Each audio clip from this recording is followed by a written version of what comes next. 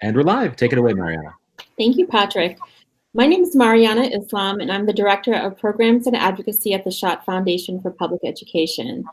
We are live recording this webinar that we hope to share with folks across Massachusetts on school funding and what every parent needs to know about how schools are funded. If you are joining us live, welcome. The Schott Foundation is a national public fund serving as a bridge between our partners in philanthropy and education justice advocates who are working to build movements to provide all students with an opportunity to learn. And for us, providing a real opportunity to learn means ensuring that schools and teachers have the resources that students deserve so that they can provide high quality education and supports that students deserve. It means dismantling and transforming structural barriers that perpetuate education inequities in our schools and in our communities. I'm excited to be joined by our two experts on school finance who will walk us through the nuts and bolts of what makes up your school district's budget, what's not working, and what can be done to fix it. And so today we have Colin Jones, who is the Senior Policy Analyst at Massachusetts Budget and Policy Center, or Mass Budget for short, and Tracy Novick, who is the Field Director for Massachusetts Association of School Committees. If you're joining us live again, please know that you can post your questions in the chat box below. For those of you who are viewing this recording, we'll list some resources in the chat box should you need more information. If you're tweeting us, please use our Twitter handle @SchottFound with the hashtag GrassrootsEd. Now I'll turn it over to you, Colin.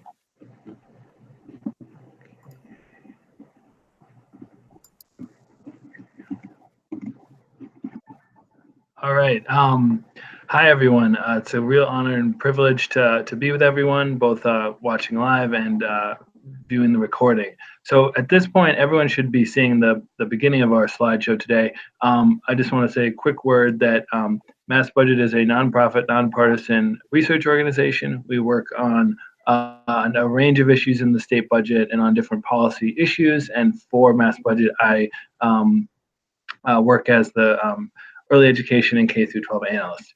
So in terms of where we'll go with this presentation, we're going to talk about sort of the background and history of how we got to where we are, what are some of the foundations of the K through 12 system in Massachusetts. We'll talk about where things are now, big picture, how the system affects different communities, and then bring it up more to the present. What are the key issues being debated in the legislature and in the budget right now? And then at the end, we'll have plenty of time to take questions. So to start off with history and how we, the foundations of our system, I'll pass to Tracy.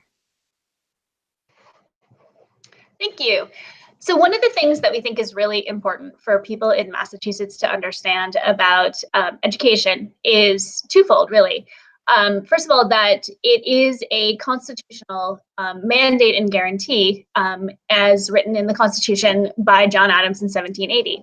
So the passage that Colin has for you up on the screen is part of the section that talks about public education. And I want to call your attention to two things. The first is why we have public education. And as much as we hear about things like being college and career ready, and we hear about things like doing well on the MCAS, that isn't actually why we have public education in Massachusetts. We have it in order for us to continue to have a democracy. So that's the passage that talks about being necessary for the preservation of their rights and liberties. That's the first thing to remember. The second thing has to do with funding. And that's the part that's highlighted on the screen, which is that when it comes to K through 12 education in Massachusetts, it is a shared responsibility. And so this is important because up until about the middle of the 1980s and then heading into the early 90s, most of public education in Massachusetts was funded through local property taxes. There was some state aid, but there wasn't an organized system of state aid. And this passage speaks to the fact that that actually wasn't the way that the system was originally designed, or at least originally imagined. Legislatures means exactly what it means now, and magistrates is the local authority. So the funding of public education had largely been left to the local authority up until the late 80s, which brought in, of course, something many of us are familiar with, which is Proposition 2.5. And also, it was beginning to become more and more expensive to fund public education. So a number of districts filed suit against the state, and that came together in a lawsuit known as McDuffie, which was settled by the Supreme Judicial Court in 1993. Now, many of us who are in public education in Massachusetts are familiar with the date of 1993. We know it because of the 1993 Education Reform Law. What fewer people are familiar with is the fact that the 1993 Education Reform Law was actually in response to a funding lawsuit that the state lost. So as much as we talk about state standards, we talk about the MCAS, we talk about changes in terms of who has authority over what among school committees and superintendents, really at the ground, the 1993 Education Reform Law was due to the case of McDuffie, which was settled in favor of, it's actually the city of Brockton. The McDuffie was a student in Brockton, which found that it was the state's responsibility, here in the passage that's highlighted, the Commonwealth has a duty to provide an education for all of its children, rich and poor, in every city and town of the Commonwealth. So it was not actually only up to the local community to provide that K through 12 education, but it was actually up to the state. So at that point, the state had lost the lawsuit and had to come up with an answer for how it was actually then going to go about ensuring that this education was provided for. And that's going to bring us back over to Colin. All right, great. So as Tracy said, the implementation of the Ed Reform Act of 1993 was really kind of the beginning of sort of the modern era of school funding in Massachusetts. And there was definitely the good times in the roaring 90s. We had a situation where, due to responding to the McDuffie case and the passage of the Ed Reform Act of 1993, Massachusetts almost doubled the amount of state aid that was going to local school districts. And not only that, but it was ensuring that with the Chapter 70 formula, that more of that funding was going to the communities like Brockton, like Worcester, like what we now know as gateway cities that most needed the funding. So that was the situation on this slide. Basically shows what things look like between 1993 and 2002, when sort of was the historical peak of Chapter 70. However, it's been a very different story since 2002. So when you look at Chapter 70 funding, which is the name for the state formula funding, and you adjust for inflation, since 2002, that total level of funding is down by over $400 million. And that gets at the point of, it is not an isolated issue that districts across the state are more strapped for funding, are not getting increases in state aid. That's really been a systemic situation. And so, and it's not as though needs or what we want to do in education has declined. It's just that the resource investment has not been there.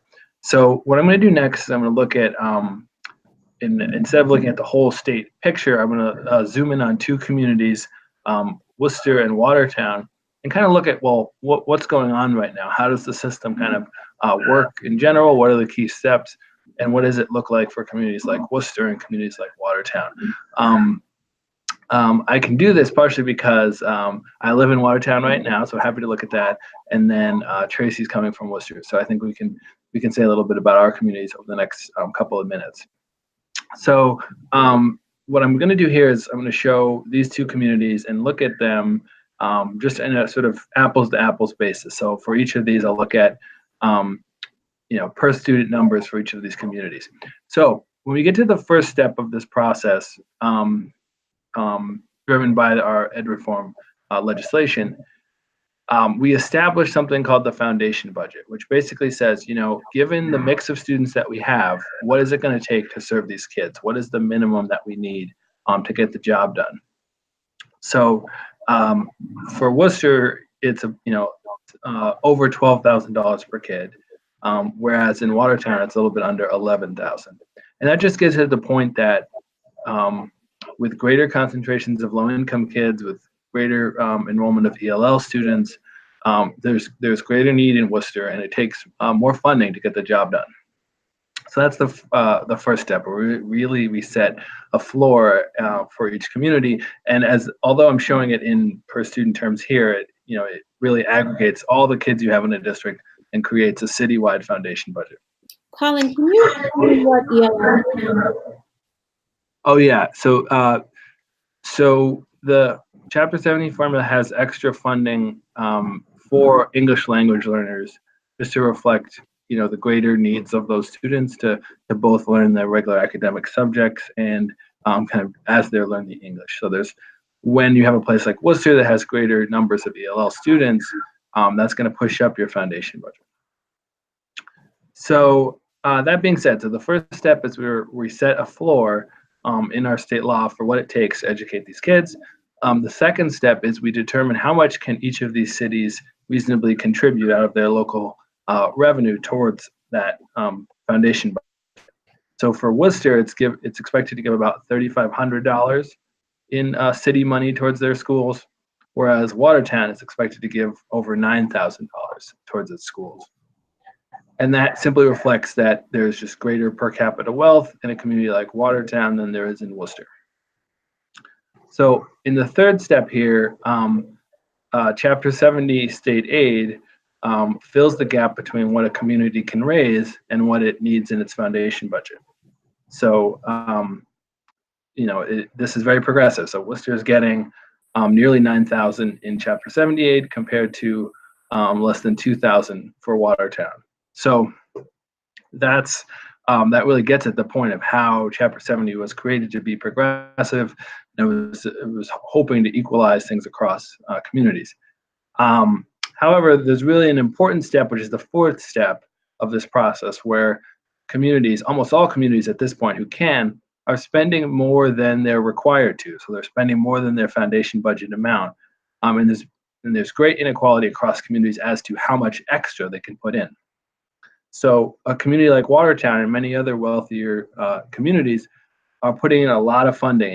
In Watertown's case, it's nearly $9,000 in extra funding just raised through property taxes and other local revenue. And Worcester is in a completely different situation where they can only put in just a little bit above what's the minimum requirement. So like I mentioned, this is very common across the state. So your gateway cities and your lower wealth communities are stuck very close to their requirement, whereas the suburbs and other wealthier communities are spending a lot more. And that raises major issues. First,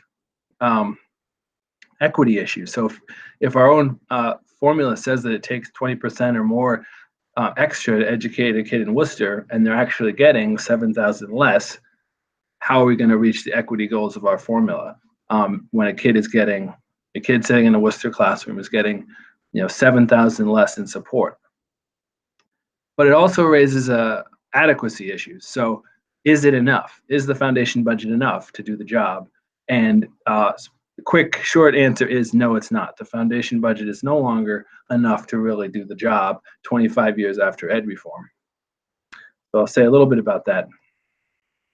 So things just cost, the cost of things in education has just changed a lot since 1993.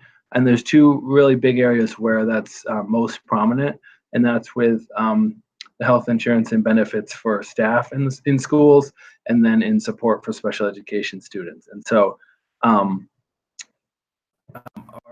foundation budget accounts for less than $1 billion in health insurance and benefit costs across the state, when in practice these cost nearly $2.4 billion, which means we have this huge gap of costs that schools are incurring that we're not accounting for in the foundation budget.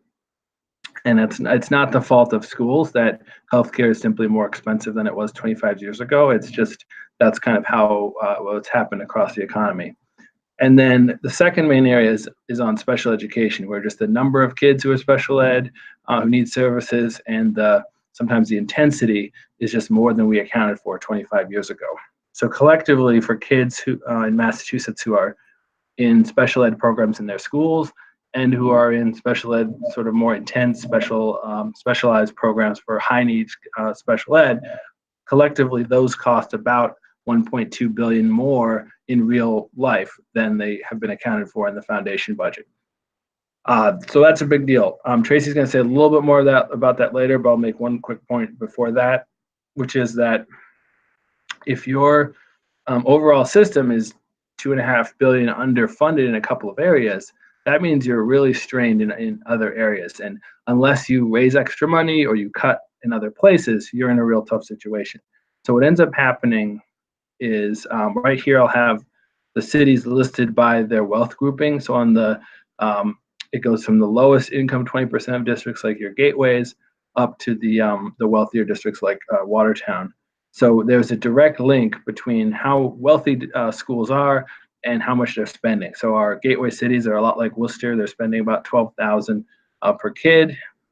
But as you go up the ladder in terms of how wealthy communities are, by the time you get to the group that includes cities like Watertown, we're talking about, you know, $5,000 per kid more in support. So that's just getting at the point that the foundation budget, or our estimate of what it takes to educate kids, is really off across the board. But wealthier communities can just compensate by spending 40 or 50% or more above what they're required to spend. So in terms of what that means in practice, I'm going to pass back to Tracy. So if you remember what Colin was talking about in terms of the amount of spending that's actually needed in terms of special education, this is actually what it ends up looking like on the ground. So the amount that the state estimates is needed for special education in terms of the count of teachers in the classroom and the count of paraprofessionals in the classroom, in terms of as measured against the actual amount that the districts are finding that they need, you can see from the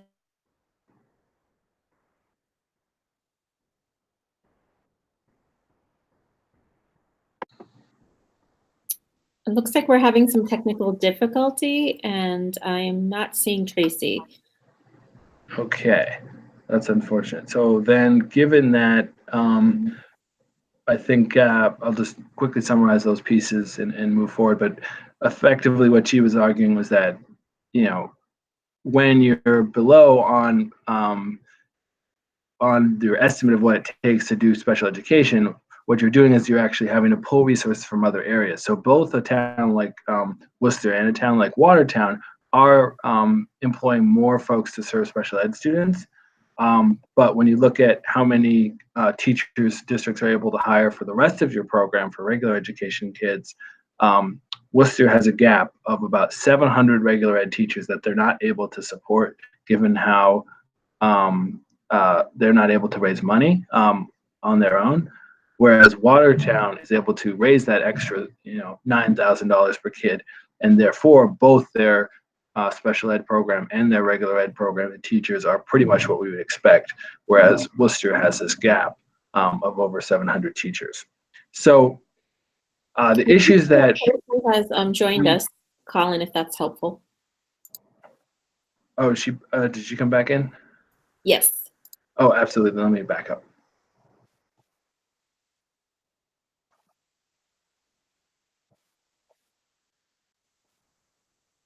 Okay, we might still be having some technical difficulty, so let's just continue. Thank you. Okay, technology. Okay, so these problems, Mass Budget and others like the Mass Association of School Committees and Superintendents and a number of groups have been pointing out these problems for more than a decade at this point. And so the response from state policymakers a few years ago was to do a commission to really look at the formula and make some suggestions of what to do.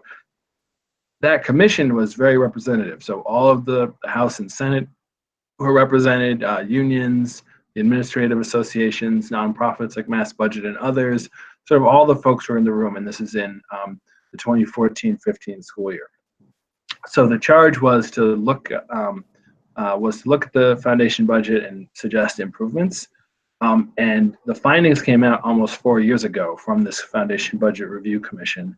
And none of them were very surprising. So we need to update healthcare and special education to match what they are today. They recommended more funding for low-income students and English learners, sort of acknowledging that we need to do, if we're going to close achievement gaps and opportunity gaps, we need to have multiple effective programs that support kids throughout their education.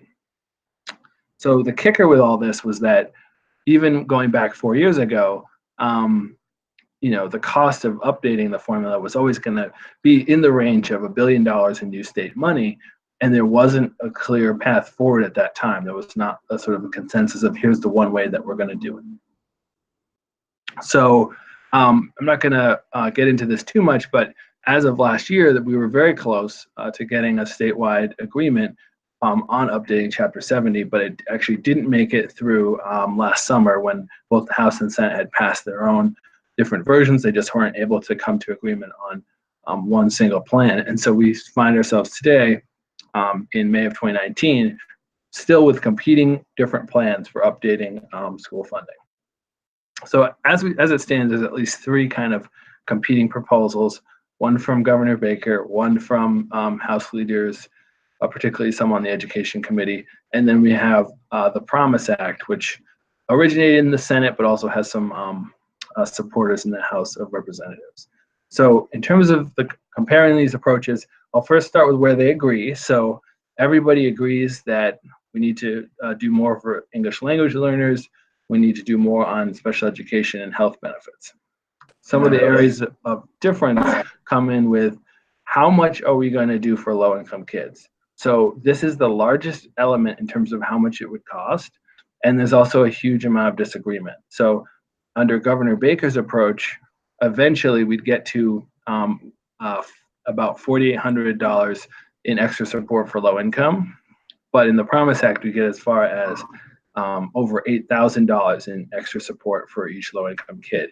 As of now, there isn't a clear figure for that in the House bill. So that's one issue. And then the other point is, how do we make sure we count every single low-income kid? There's also discussion about going back to what we used to do, where we just collected forms from parents that declared their income, and that's how we determine the low-income count. Whereas right now, the way we do it is we're actually matching against which kids participate in things like mass health and food stamps and things like that. So that's being discussed. There's other issues to kind of sort out, and we can say more, and people can ask questions if they want to touch on any of these. But how are we going to deal with charter school payments and reimbursements? So when kids go to charter schools and their funding goes from the district to the charter school, how much money are districts getting back to compensate for that? And do we include that as part of the larger reform? There's discussion about, well, how do we make sure funding is connected to student success? And there's a little bit of conversation about, if we update this huge formula, how does that affect some other grant programs and things like special education, et cetera? So just to kind of situate where we are right now, let's say just a little quick bit on where we are in the budget process. So in January, the governor's budget came out. It also came out with with his reform plan for school funding. The House budget came out in April, and now we're sort of at the end of May, where, as we speak, actually, the state Senate is working on their budget amendments for the 2019-2020 budget, and then that will go to the legislature will together have to agree across the House and Senate in June, and then it will move towards a final budget being approved in July if everything is on time. So just to quickly give a real high-level look at what the education budget looks like at the state level, here it is. And basically, the big takeaway is that Chapter 70 aid right now is about $4.9 billion, and it's by far the largest education program in the state. There's also about $900 million for school building across the state, and then there's about $700 million in the state budget for everything else. So running the department, doing the administration, all the grants for things like special education, charter reimbursements, they kind of live in that that 700 orange slice there. So we're going to in the 1920 budget, there is going to be a determination of how much do we add to Chapter 70. And there are multiple proposals right now. So coming into 2019, the increase is about $160 million. The House budget that came in April was included about $214 million in increases for school funding. And the Senate went up from that to about $250 million. However, we do have to remember that, we're still looking for that longer term deal and comprehensive fix to the formula. So when Mass Budget independently looked at what do some of these Foundation Budget Review Commission reforms look like. Things like the Promise Act. This wasn't exactly the Promise Act, but we looked at a similar proposal that would increase funding by 316 per year. So as of yet, there's no proposal that goes as far to put new funding into the system. So, so to cover a few more things before we open up for questions, but just to kind of think of, okay, so given where we are, what's next? So clearly what will need to happen to make this really make a difference is there needs to be a compromise across the House and Senate. There is word out of Beacon Hill that the Education Committee and the co-chairs, who are Senator Jason Lewis and Representative Alice Pice, are attempting to get a reform bill out of the Education Committee with a consensus between them, at least, in the next 6 weeks. At the same time, the 1920 budget will be finalized, but any plan that they're talking about in legislation is not coming in time, so you'd actually start doing it the following year.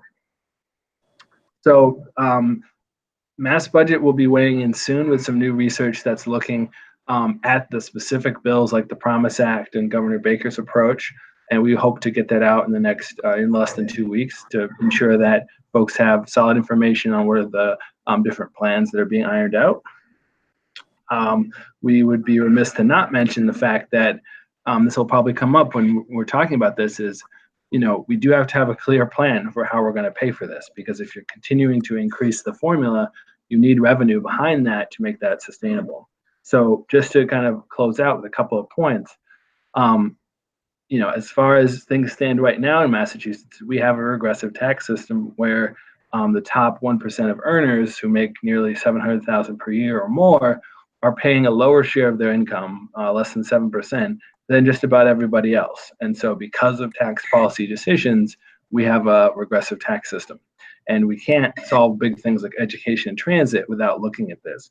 But thankfully, there's a lot of different ways that we can address revenue in ways that are progressive, where top 1% is paying more than regular folks. So I'll just mention a few. The Fair Share Amendment, or millionaire's tax, is back under discussion. There's other ways to look at the income tax, which is the most progressive of our state taxes, to raise money there. There's a lot of discussion about the fact that many corporations are able to benefit from loopholes and tax breaks that mean that they're not really contributing their fair share. So there's a number of ways to look at that. Things like employers who put their people onto mass health, making sure that they actually pay a share of that. And then as far as wealth taxes, there's a number of things happening where, you know, given that folks at the top are getting more and more of the economy, what are the things we can do on things like high-end real estate sales and estate inheritance and stock sales and things like that that are highly concentrated among those who have the most at the top. So with that being said, we'd be glad to take questions at this point. Actually, thank you so much, Colin. I just wanted to maybe give you a second to mute your line. And then I see that Tracy's lovely smile is back on screen. And so if there's anything else that you want to revisit or add, Tracy, since we had some technical issues there for a second. No, I mean, I think that Colin is hit on the highlights. I mean, the only thing I would highlight is that it is really twofold, which is that while this isn't the only funding issue that schools are facing, it's easily the most important. And that, as Colin pointed out, the big difference, not really only among the bills, but in terms of the focus that people have had, is really around the low income piece. And the question around whether or not we're really going to have a system of equity in the foundation budget and in Chapter 78 as it was designed is really kind of the question on the table at this point. So a clarifying question, the slide, I think there were several slides that I think are incredibly compelling. And for me, with my daughter being in the public school system in Worcester and seeing a slide on Worcester, is that right? 700 teachers?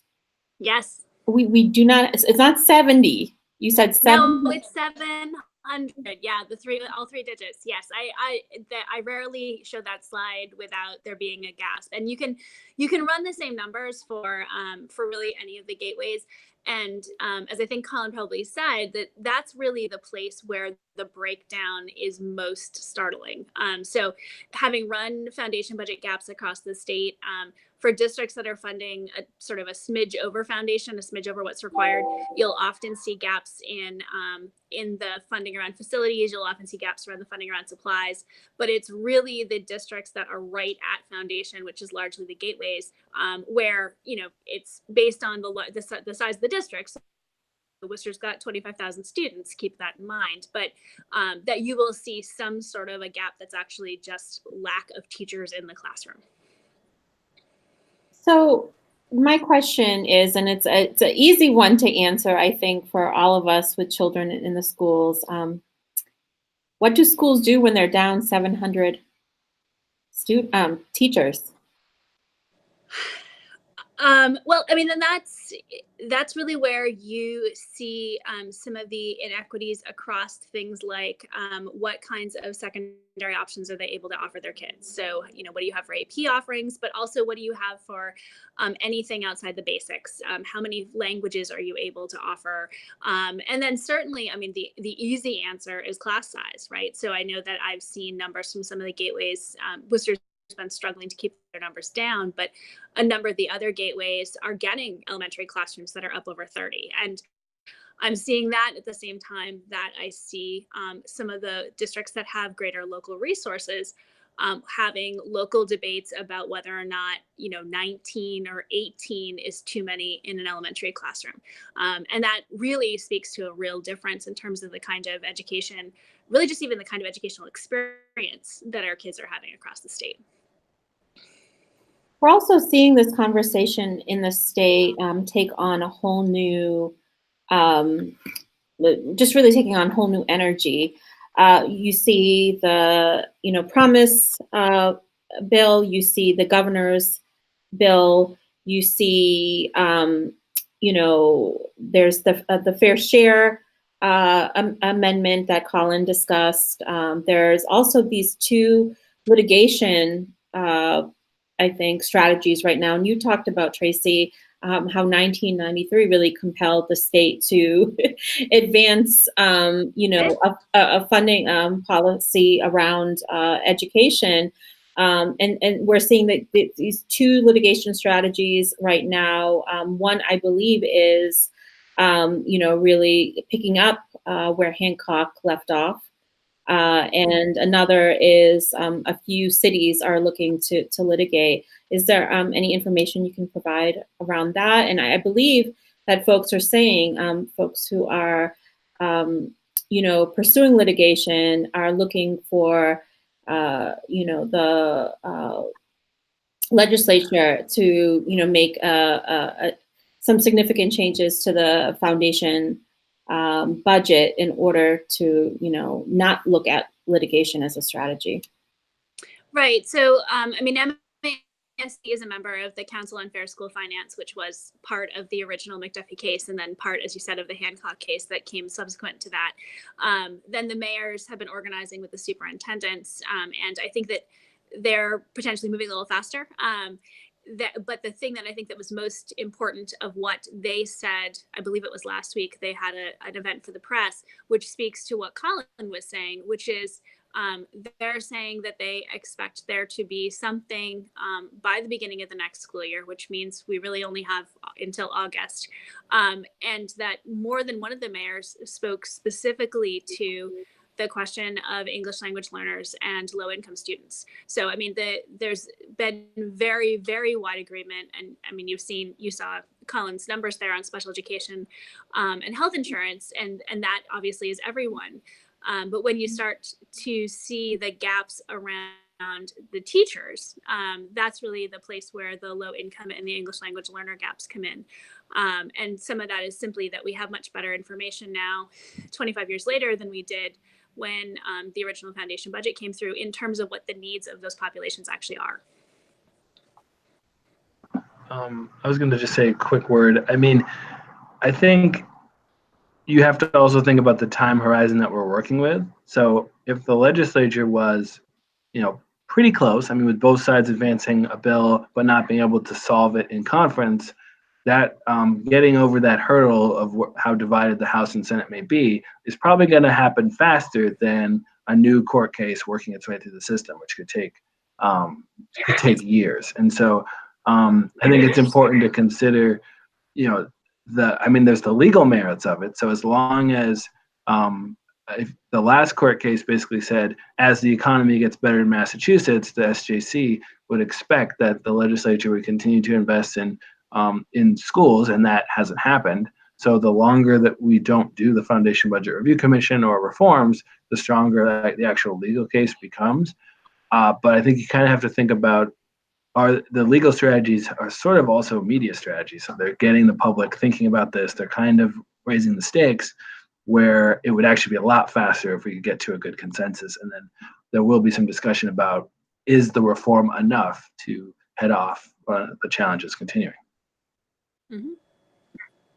Great, and we have a number of people we're hoping to share this video with across the state, and particularly, from low-income communities, but also higher wealth communities. And so I'm wondering if there's something you could share with folks who are less affected by some of these budget issues, or appearing less affected by these budget issues, and why do they need to be concerned?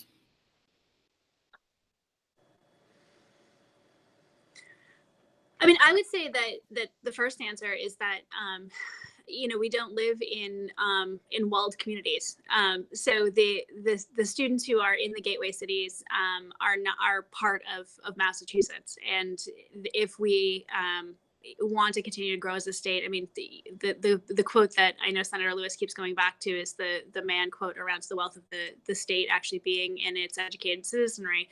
But that just bluntly is true. That is actually where our economy is based on. We can't actually quite literally afford to neglect the education of most of our kids, because most of our kids, and particularly the growth of the school age population, is happening in the cities, and particularly in the gateway cities.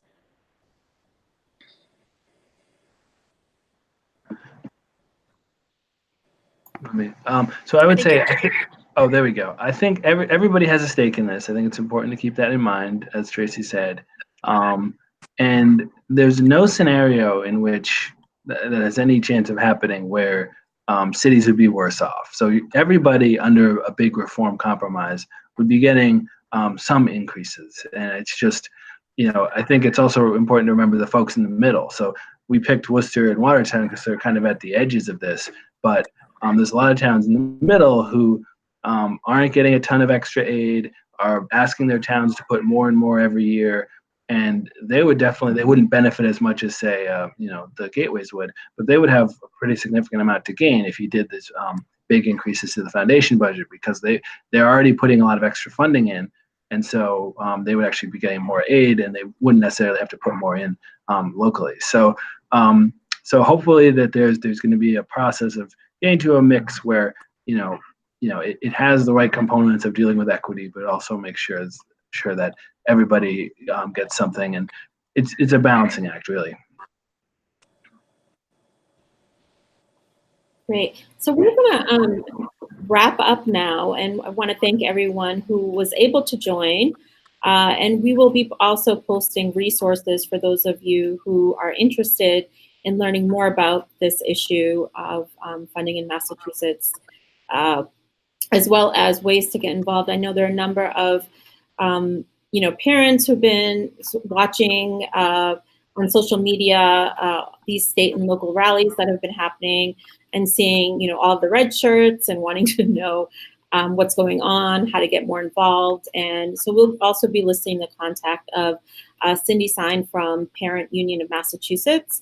So if you're a parent who's eager to get more involved, there will be some contact information for you listed in the chat box.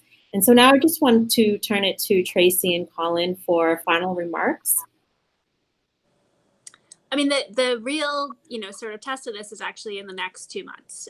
So if, and I think that Colin's point is really important, which is that while the focus on the big gaps is on the gateways and the shocking numbers thereof, this is not something that actually we can afford to neglect in a larger sense either.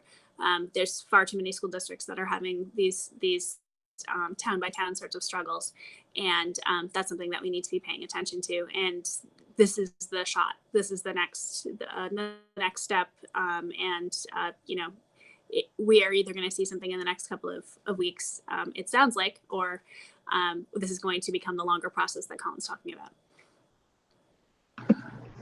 Yeah, so I think I totally agree with that. And, it's been, 4 years almost since we had a blueprint of how to fix the formula, and yet we still haven't gotten there. So I think that this next couple of months is super important because, as we found out this year, because we're talking about a reform bill in June, it won't be until the following year that we can actually start implementing it. So with over a third of a kid's education maybe occurring after we already knew what to fix, I think we have to increase the sense of urgency. And given that it's been 25 years since we've done this, I think it makes sense to say, you know what, we're not going to take a marginal change, that we're actually going to set the goal of this reform will mean that kids in Worcester and kids in Wellesley can get an equal education. And if you're going to be bold, it's worth waiting because we might not get another chance at this in another generation. Well, thank you so much, Colin and Tracy. Thank you so much for hanging in there, Tracy, through all the technical difficulties. I really appreciate you both, and always, happy that I can reach out to you. And speaking of which, we've listed their contact information below. So if you have any questions, don't hesitate to reach out. There are amazing people and just tremendous resources that we have here in the state. And to stay connected with us and for more information on our upcoming webinars, be sure to like us and follow us on social media and subscribe to our newsletter at schottfoundation.org. I want to thank you for watching, and thanks to all my colleagues at the Schott Foundation. And see you later.